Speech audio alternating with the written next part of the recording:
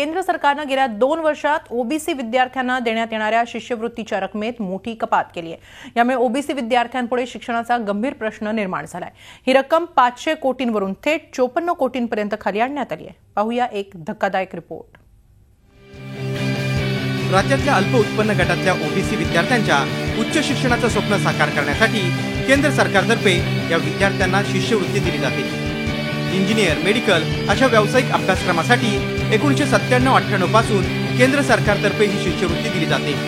मात्र राज्य सरकारनं ही शिष्यवृत्ती योजना 2005-06 मध्ये लागू केली। त्यातही केवळ 50% शिष्यवृत्तीची रक्कम राज्य सरकारकडून ओबीसी विद्यार्थ्यांना दिली जात होती। केंद्र सरकारकडून मिळणाऱ्या या शिष्यवृत्तीवर राज्यातील लाखो ओबीसी विद्यार्थी शिक्षण घेत असतात। मात्र गेल्या 2 वर्षापासून केंद्र सरकारनं या ओबीसी शिष्यवृत्तीच्या रकमेत अचानक मोठी कपात केली आहे। 2014-15 साली ओबीसी विद्यार्थ्यांसाठी केंद्र सरकारनं 559 कोटी रुपये दिले होते। 2015-16 साली ही रक्कम 501 कोटी इतकी होती। मात्र 2016-17 साली केंद्र सरकारनं या रकमेत अचानक कपात केली। केवळ 78 कोटी रुपये ओबीसी विद्यार्थ्यांच्या शिष्यवृत्तीसाठी दिले। 2017-18 साली यात आणखी कपात झाली आहे आणि केवळ 54 कोटींवर आली। केंद्र सरकारच्या शिष्यवृत्तीचा फायदा घेणारे जवळपास 8.5 लाख विद्यार्थी राज्यात आहेत। मात्र केंद्र सरकारनं अचानक शिष्यवृत्तीच्या रकमेत मोठी कपात केल्यानं ओबीसी विद्यार्थ्यांसमोर शिक्षणाचा प्रश्न निर्माण झालाय। केंद्र सरकारच्या शिष्यवृत्तीच्या रकमेवर उच्च शिक्षण घेण्याचं स्वप्न पाहणाऱ्या राज्यातील गरीब ओबीसी विद्यार्थ्यांसमोर भविष्याचा प्रश्न निर्माण झालाय। एकीकडे केंद्र सरकारकडनं शिष्यवृत्ती मिळत नाहीये, तर दुसरीकडे शिक्षण घेण्यासाठी पैसे नाहीत। या कात्रीत अडकलेल्या राज्यातील अनेक ओबीसी विद्यार्थ्यांना शिक्षण निम्म्यावर सोडून देण्याची वेळ आली आहे। सबका साथ सबका विकास असा नारा देणाऱ्या भाजपच्या सरकारने शिष्यवृत्तीची रक्कम कमी करण्याचा निर्णय का घेतला, याबाबत त्यामुळे आश्चर्य व्यक्त केलं जात आहे। दीपक भातुसे, झी मीडिया, मुंबई। केंद्र सरकारकडून शिष्यवृत्तीत अचानक कपात करण्यात आलेली आहे। ओबीसी विद्यार्थ्यांच्या शिष्यवृत्तीत कपात करण्यात आलेली आहे। थेट 500 कोटींवरून रक्कम आता 54 कोटींवर आणण्यात आलेली आहे। यामुळे राज्यातील 8 लाख विद्यार्थ्यांना फटका बसू शकतो।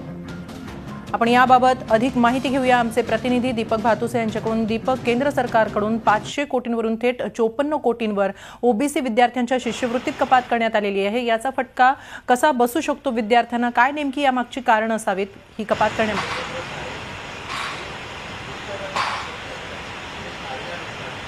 हेमाली, गेल्या 2-3 वर्षापासून राज्यातील ओबीसी विद्यार्थी आहेत ते शिष्यवृत्तीसाठी धडपडतात आणि केंद्र सरकारकडनं जी शिष्यवृत्तीची रक्कम मिळायची ती रक्कम जवळपास बंद झाल्यात जमा आहे। कारण आपण जी तरतूद बघितली त्या तरतुदीचे आकडे जे झी मीडियाच्या हाती लागलेले आहेत त्यानुसार 559 कोटी 2014-15ला जी तरतूद होती ती यावर्षी केवळ 54 कोटीवर आलेली आहे आणि गेल्या वर्षी ती केवळ 78 कोटी होती।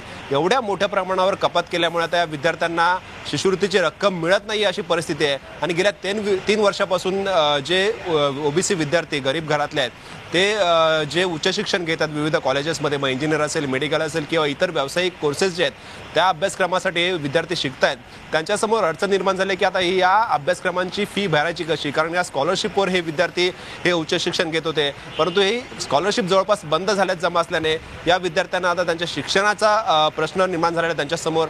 आणि जी माहिती मिळते त्यानुसार काही विद्यार्थ्यांनी तर निम्म्यावर शिक्षण सोडल्याची माहिती आहे। कारण एकतर गरीब घरातली परिस्थिती आणि शिक्षणासाठी पैसे नाहीत अशा परिस्थितीमध्ये केंद्राकडनं मिळणारी शिष्यवृत्ती बंद झालेली आहे आणि त्यामुळेच या विद्यार्थ्यांचा भवितव्याचा प्रश्न निर्माण झाला। आणि केंद्र सरकारने अचानक ही कपात का केली यामागचं कारण अद्याप समजू शकलेलं नाहीये। केंद्र सरकारकडनं या संदर्भात खुलासा झालेला नाही, पण निश्चितच हा राज्यातील ओबीसी विद्यार्थ्यांवर मोठा अन्याय, जे उच्च शिक्षण घेण्याचं स्वप्न पाहतायत आणि अनेक विद्यार्थ्यांनी गेल्या काही वर्षांपूर्वी जर ऍडमिशन घेतलं असेल तर त्यांनी या जोरावर घेतलं असेल की आपल्याला ही शिष्यवृत्ती मिळेल आणि याच्यातून आपण आपलं शिक्षण पूर्ण करू शकू, परंतु तेही त्यांना आता शक्य नाहीये। हिमाली, धन्यवाद दीपक, आपण दिलेल्या या सविस्तर माहितीसाठी।